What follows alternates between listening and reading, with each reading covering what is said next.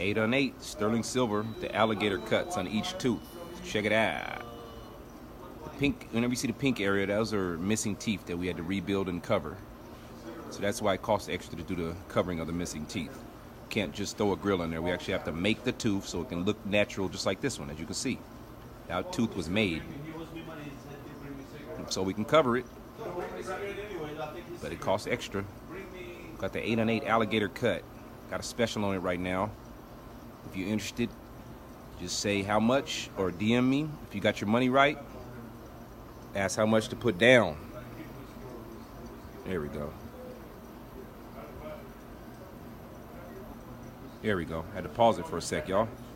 Get it back right. Yep, inbox.